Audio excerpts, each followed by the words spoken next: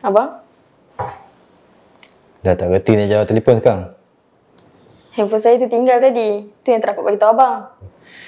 Mana kau sedar telefon kau tinggal? Kau tak sedap dengan jatuh lain.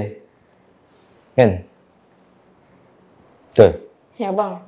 Abang merepek apa ni? Abang jangan nak tuduh saya Saya tak buatlah kerja-kerja bodoh tu. Kerja bodoh? Kau tak payah nak tipu aku lah. Aku nampak dengan mata kepala aku sendirilah. Kau mengaku je lah perempuan murahan. Abang ingat saya ni macam perempuan murahan dekat lorong tu ke apa? Kau memang menguji kesabaran aku kan? Ha? Aku bagi semua kat kau. Tapi kau curang belakang aku. Perempuan jenis apa kau ni? Abang, dadahlah tu dengan perangai cemburu buta abang tu. Abang dah janji dengan saya kan, abang takkan ulang lagi perangai cemburu buta abang tu. Tapi sekarang ni apa? Cukuplah, saya dah penat lah dengan perangai abang ni. Biar abang lepaskan je lah saya. Kau memang minta kan? Ha? Kau memang minta kan? Kau dengar sini baik-baik. Nur Intan binti Anwar. Aku ceraikan kau dengan talak 2.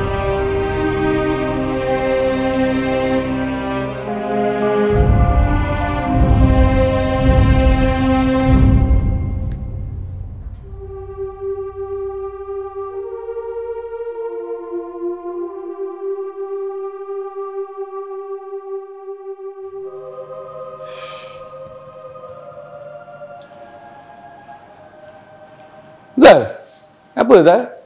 Serabut je aku tengok. Aku bukan apa Razman. Aku cerai lagi bini aku.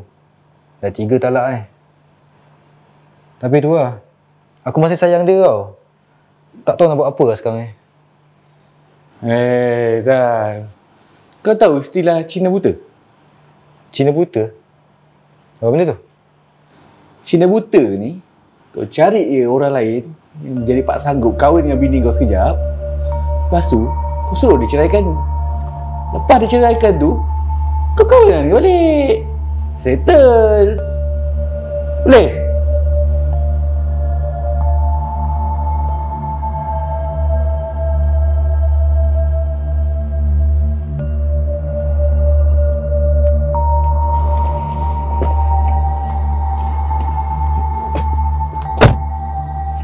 Ada apa Zal? Nak jumpa aku? Im, kau boleh tolong aku? Tolong apa?